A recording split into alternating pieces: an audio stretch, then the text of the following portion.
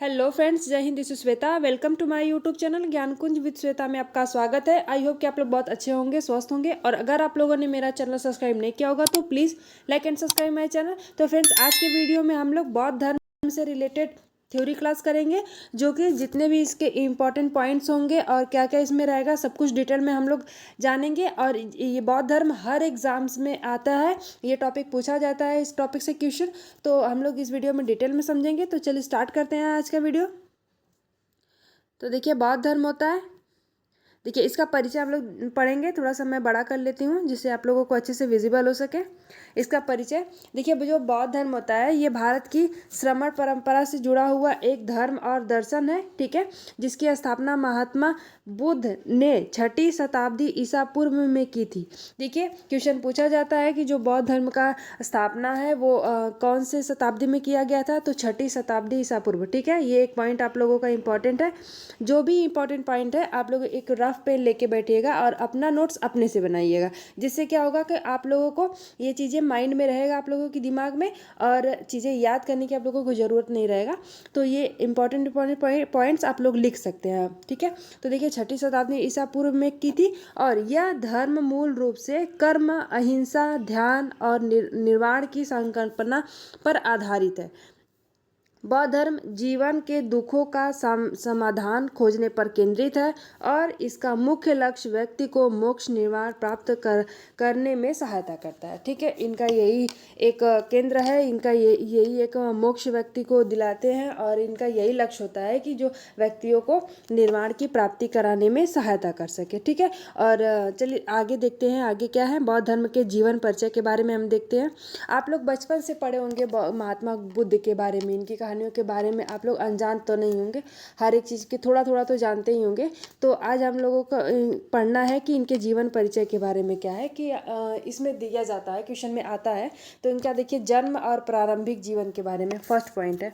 तो क्या है कि एक मिनट, इसको हम लोग थोड़ा सा बड़ा कर लेते हैं, ठीक है।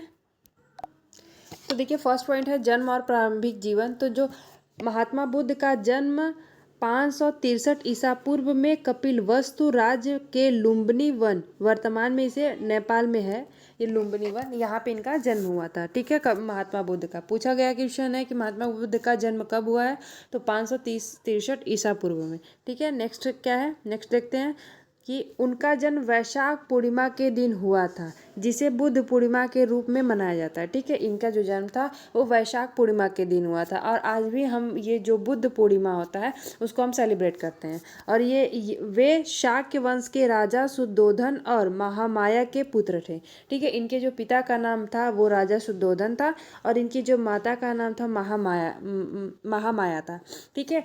जन्म के 7 दिन बाद ही उनकी माता का देहांत हो गया। देखिए, जब महात्मा बुद्ध जी पैदा हुए थे तो उनके 7 दिन बाद ही उनकी जो माता का देहांत हो गया। उसके बाद उनकी जो मौसी थी उनके द्वारा ही उनका पालन पोषण किया गया था। उनकी मौसी का देखिए जो नाम था वो महा प्रजापति गौतमी उनका नाम था। इनका जो पालन पोषण है वो उनकी मौसी गौतमी के हाथों ही हुआ था, उनका पालन पोषण। और इनका देखिए, शिक्षा और विवाह के अंतर्गत क्या बातें हैं कि जो गौतम बुद्ध से जो बहुत सी जैसे बहुत ही कुशाग्र बुद्धि के थे और उन्हें वेद, राजनीति, सैन्य शिक्षा, शस्त्र विद्या, ये सब चीज़ें का ज्ञान बहुत ज़्यादा ही था। और ये 16 वर्ष की आयु में ही उनका जो विवाह है वो यशोधरा नामक एक कन्या से हो गया था, जिसका नाम, और जैसे उनको उनसे हो गया था और इनको एक पुत्र की भी प्राप्ति हुई थी जिसका नाम था राहुल। 16 वर्ष की, ये क्वेश्चन पूछा गया है। देखिए ये पॉइंट कि इनका जो विवाह है वो कितने वर्ष की आयु में हुआ था, तो 16 वर्ष की आयु में। ये सब पॉइंट आप लोगों को इम्पॉर्टेंट है, आप लोग प्लीज़ नोट डाउन करते रहिएगा। और नेक्स्ट देखते हैं, देखिए महाविनिष्कमर।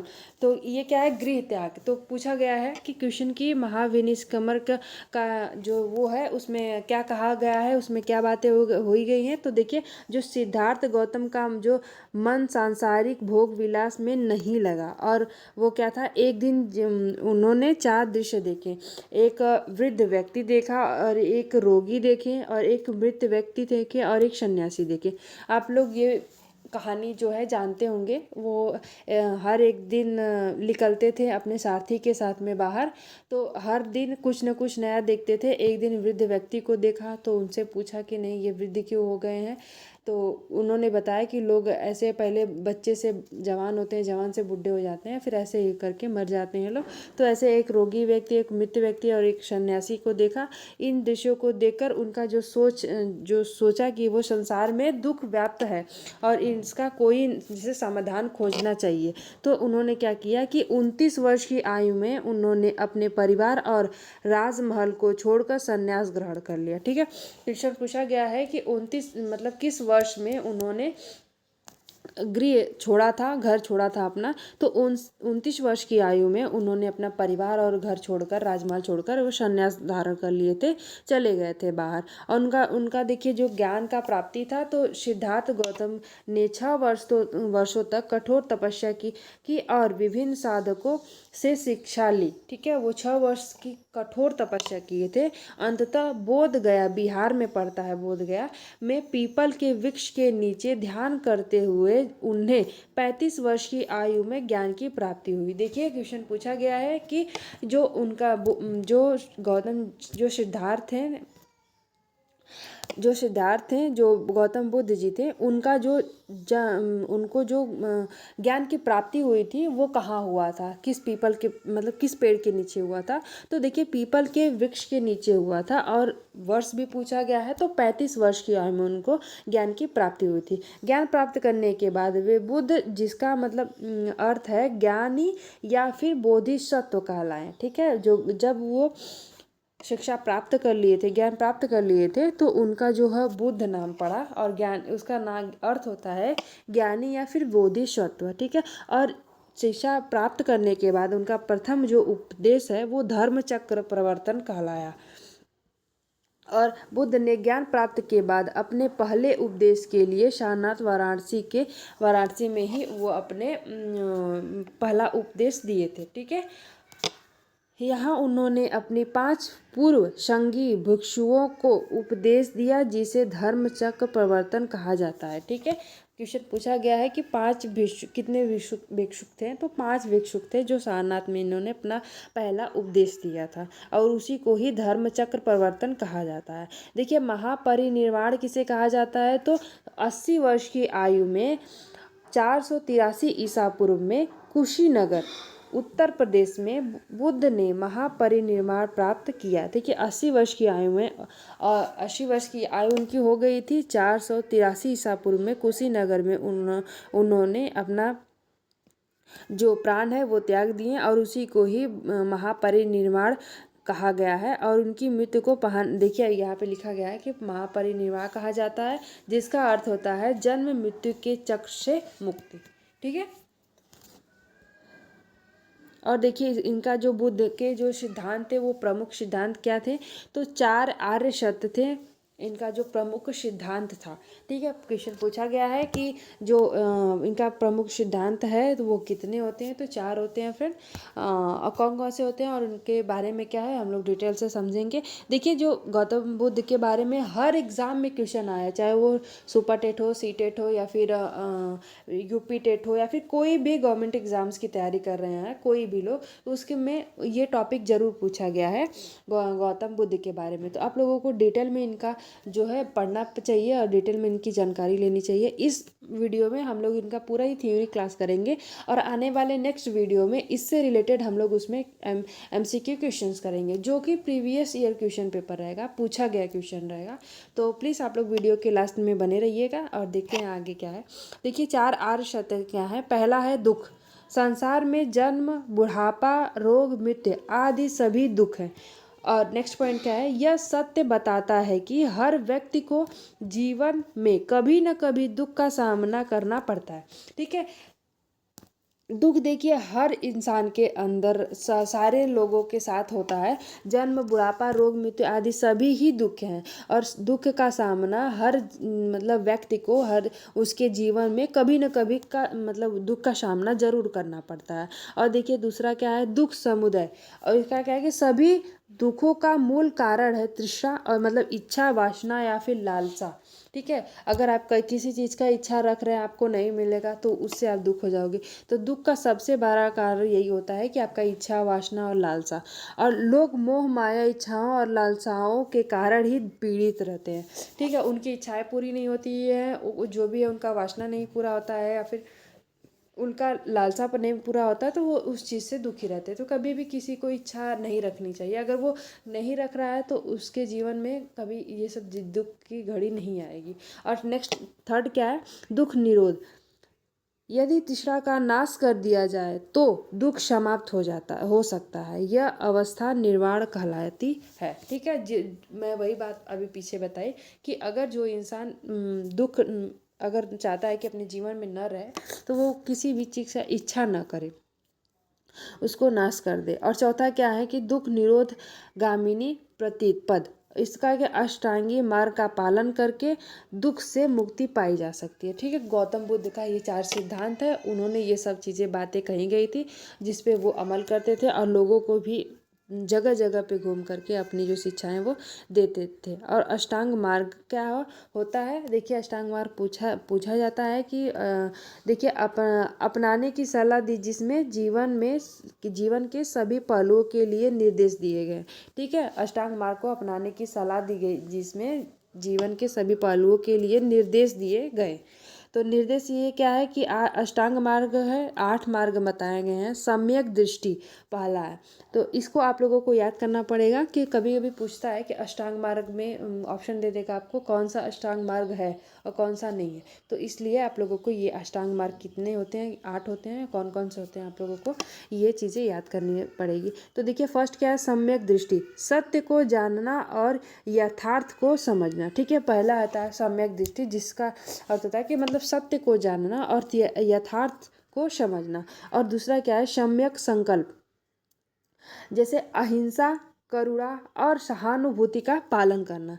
सम्यक संकल्प का अर्थ होता है कि अहिंसा और करुणा, मतलब हम किसी को दया की जो भावना होती है, या तो सहानुभूति का पालन करना। और थर्ड क्या है, सम्यक वचन, जैसे सत्य बोलना, निंदा, कटु शब्दों से बचना। सत्य, हमेशा किसी को ही सत्य बोलना चाहिए और किसी की निंदा नहीं करनी चाहिए, और कटु शब्दों से बचना चाहिए, किसी को कटाक्ष नहीं बोलना चाहिए। ठीक है, जिससे उसको तकलीफ हो। और फोर्थ क्या है, कमार्थ, सम्यक कमार्थ, जैसे हिंसा, चोरी और अनैतिक कार्यों से दूर रहना। किसी को हिंसा नहीं करनी चाहिए, किसी को मारना काटना, ये सब चीज़ें गलत है। चोरी नहीं करनी चाहिए और अनैतिक कार्य नहीं करना चाहिए। इस सब कार्यों से दूर रहना चाहिए। और पांचवा क्या है, सम्यक आजीविका। सम्यक आजीविका का मतलब होता है कि सही और नैतिक साधनों से जीवन यापन करना। ठीक है, हमको सही रास्ते पे चलना चाहिए, नैतिक साधनों से ही अपने जीवन को यापन करना चाहिए। बुरी लतों का, बुरी चीज़ों का मार्ग का पालन करके अपने जीवन में आगे नहीं बढ़ना चाहिए किसी को ही। और 6 क्या है कि सम्यक प्रयास, बुरी आदतों को त्याग कर अच्छे गुणों को अपनाना चाहिए। ठीक है, बुरी आदतें जो है उसको त्याग करके हमें अच्छे गुणों को अपनाना चाहिए, अच्छी आदतों को अपनाना चाहिए। और 7वां क्या है, सम्यक स्मृति, जैसे आत्मनियंत्रण और ध्यान में तल्लीन रहना। ठीक है, आत्मनियंत्रण होना चाहिए किसी के अंदर भी, और ध्यान में तल्लीन रहना चाहिए। और 8वां क्या है, सम्यक समाधि, ध्यान और मानसिक शांति प्राप्त करना। ठीक है, ये 8 अष्टांग मार्ग है जो गौतम बुद्ध ने दिया था। वो बोले थे कि अष्टांग मार्ग का पालन करना चाहिए किसी भी व्यक्ति को, उससे उसको जो है मोक्ष और चीज़ों की प्राप्ति हो सकती है। ठीक है, और देखिए नेक्स्ट क्या है कि पंचशील। पंचशील में ये बताए हैं कि बौद्ध धर्म में नैतिक जीवन के लिए 5 नियम बताए गए हैं। ठीक है, जो बौद्ध धर्म में नैतिक जीवन के लिए 5 नियम बताए गए हैं। क्वेश्चन पूछा गया है फ्रेंड, जितने भी क्वेश्चन आए हुए हैं मैं आप लोगों को पॉइंट बताते जा रही हूँ, आप लोग प्लीज़ उसको नोट डाउन करते जाइएगा। और अपना नोट्स बनाना, अपने हैंड से बनाना, वो सबसे बेस्ट माना जाता है। कितना भी PDF पढ़ लीजिए, चीज़ें कर लीजिए, वो आपके माइंड में क्लिक करके नहीं बैठेगा जितना कि उससे ज़्यादा आप लोग जो चीज़ लिख रहे हैं। तो अगर आप लोगों को अच्छे से पढ़ाई करनी है, लिखना है, तो आप लोग प्लीज़ अपना नोट्स अपने हैंड से ही बनाइए। तो देखिए पंचशील क्या है कि बौद्ध धर्म के नैतिक जीवन के लिए 5 नियम बताए गए हैं। वो 5 नियम कौन कौन से होते हैं, आइए हम लोग देखते हैं। देखिए फर्स्ट क्या है कि हत्या न करना, किसी किसी भी जीव को हानि ना पहुंचाना, ठीक है। किसी भी जीव हो, चाहे कोई भी जीव जंतु हो, उनको मतलब हानि नहीं पहुंचा, अपने तरफ से कोई किसी प्रकार की उनको हानि नहीं पहुंचे, ये हमको हमेशा ध्यान रखना चाहिए। और सेकंड क्या है कि चोरी न करना, किसी भी प्रकार की चोरी न करना, किसी भी जो लोग होते हैं व्यक्ति को चोरी नहीं करना चाहिए, चाहे किसी भी प्रकार का हो। और थर्ड क्या है कि कामी व्यवहार से दूर रहना, अनैतिक यौन संबंधों से दूर बचना चाहिए, ठीक है। और चौथा क्या है कि असत्य न बोलना, हमेशा सत्य बोलना चाहिए, ठीक है। असत्य नहीं बोलना चाहिए किसी को भी। और मद्य पान न करना, मतलब जो है कि नशीले जो पदार्थ होते हैं उनका सेवन नहीं करना चाहिए। ये पंचशील बताए गए हैं, बौद्ध धर्म के 5 नियम बताए गए हैं, इनका पालन लोगों को करना चाहिए, ठीक है। ये हम लोग देख चुके हैं। और देखिए ये क्या है, ये पॉइंट कि बौद्ध धर्म के प्रमुख संप्रदाय। देखिए संप्रदाय बौद्ध जो धर्म है वो चीज़ों में बांटा गया था। तो किन किन संप्रदाय में बांटा गया है हम लोग उसको देखते हैं। देखिए बौद्ध धर्म के प्रमुख संप्रदाय जैसे हीनयान, महायान और व्रजयान, ठीक है, इन तीनों में बांटा गया था। तो पहला हम लोग हीनयान देखते हैं। तो हीनयान क्या था कि यह सबसे पुराना संप्रदाय है जो श्रीलंका, थाईलैंड, म्यांमार आदि देशों में प्रचलित है, ठीक है। जो हीनयान है वो सबसे ही पुराना संप्रदाय है। अगर आप लोगों को पूछ ले कि सबसे पुराना संप्रदाय बौद्ध धर्म के कौन से हैं, तो हीनयान है। और यह कहाँ देशों में प्रचलित है, तो श्रीलंका, थाईलैंड और म्यांमार आदि देशों में यह प्रचलित है। और महायान सेकेंड है। महायान क्या है कि यह चीन, जापान, कोरिया आदि में प्रचलित है। चीन, जापान, कोरिया आदि में कहाँ ये कौन सा संप्रदाय प्रचलित है, तो महायान प्रचलित है। और यह इसमें करुणा और बोधिसत्व की अवधारणा महत्वपूर्ण है, ठीक है। बोधिसत्व और करुणा की महत्वपूर्ण अवधारणा है। और थर्ड क्या है कि व्रजयान, यह तिब्बत और भूटान में प्रचलित है, जिसमें तंत्र मंत्र का उपयोग किया जाता है, ठीक है। अगर आप लोगों को पूछ ले, क्वेश्चन घुमा के देता है कि तंत्र मंत्र का उपयोग किस संप्रदाय में है, तो ब्रजयान संप्रदाय में है, ठीक है, ये जो कि बौद्ध धर्म से रिलेटेड है। तो ऐसे क्वेश्चन बनेगा। तो अगर आप लोग इसमें डिटेल में पढ़ेंगे तो आप लोगों को क्वेश्चन कहीं से भी तोड़ के बने, लेकिन आप लोग उसको बना लेंगे। और देखिए ये क्या है कि बौद्ध धर्म का प्रभाव और पतन का कारण, ठीक है, हम लोग ये भी देख लेते हैं। कोई भी धर्म है उसका एक बार स्थापना होता है, वो एक बार पीक पे अपने जाता है, तो उसका मतलब ऐसा कुछ कारण भी होता है जिससे वो नष्ट भी हो जाता है। तो उसका नष्ट और मतलब उसका प्रभाव क्या है उसके बारे में हम लोग देखते हैं। उसके पतन का कारण क्या है कि अशोक के शासन काल में बौद्ध धर्म का प्रचार भारत तथा एशिया के अन्य देशों में हुआ, ठीक है। भारत और एशिया के अन्य देशों में भी बौद्ध धर्म का प्रचार बहुत देशों में हुआ था। और देखिए क्या है, गुप्त काल में हिंदू धर्म के पुनर्जागरण के कारण बौद्ध धर्म का पतन हो गया, ठीक है। गुप्त काल में जो हिंदू धर्म के पुनर्जागरण के कारण ही बौद्ध धर्म का पतन हो गया। और मुस्लिम आक्रमणों और संघों में भ्रष्टाचार के कारण बौद्ध धर्म भारत में कमजोर पड़ गया, ठीक है। इसीलिए जब मुस्लिम आक्रमण बढ़े और संघों में भ्रष्टाचार का जो कारण है बहुत ज़्यादा चरम सीमा पर पहुंचा, तो बौद्ध धर्म का जो है भारत में कमजोर पड़ने लगा बौद्ध धर्म, और उससे ही ये विलुप्त हो गया, ठीक है। बौद्ध धर्म का कारण यही है, पतन का कारण है। तो आई होप कि आप लोगों को वीडियो अच्छा लगा होगा, यूज़फुल रहेगा। तो प्लीज़ इस वीडियो को लाइक करिएगा, चैनल को सब्सक्राइब करिएगा। और हम लोग नेक्स्ट वीडियो में जो लाएंगे इसी वीडियो से रिलेटेड, इसी टॉपिक से रिलेटेड महत्वपूर्ण क्वेश्चंस मैं लाऊंगी। एमसीक्यू क्वेश्चन रहेगा जो कि आप लोगों के किसी भी एग्जाम्स के लिए इंपॉर्टेंट रहेगा। और वो जितने भी क्वेश्चन रहेंगे फ्रेंड, वो प्रीवियस ईयर में आए हुए क्वेश्चंस रहेंगे, वो किसी भी जो एग्ज़ाम्स हैं उसमें से रिलेटेड रहेंगे।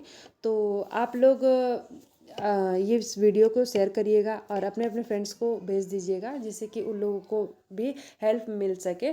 और मैंने भी हर टॉपिक पे वीडियोस बनाए हुए हैं, तो आप लोग प्लीज़ वीडियो प्लेलिस्ट में जाके चैनल पे आप लोग प्लीज़ चेक करिएगा। मैं इससे रिलेटेड हिंदी, इंग्लिश और ज्योग्राफी और हिस्ट्री सभी से रिलेटेड क्वेश्चन और टॉपिक्स में वीडियो लाती रहती हूँ, तो प्लीज़ जाके चेक करिएगा, ठीक है। और स्टडी करते रहिए, अपना ध्यान रखिए। अगर आप लोगों को ये पीडीएफ चाहिए होगा तो मैं इस वीडियो के डिस्क्रिप्शन बॉक्स में टेलीग्राम चैनल का लिंक दे दूँगी। आप लोग इस पीडीएफ को वहाँ से जाके डाउनलोड कर सकते हैं। और मैं जितने भी वीडियोस का मैं क्लास करवाती हूँ सारे ही पीडीएफ उसी चैनल पे अपलोड रहते हैं, तो आप लोग वहाँ से जाके चेक करिएगा। ठीक है, थैंक यू सो मच।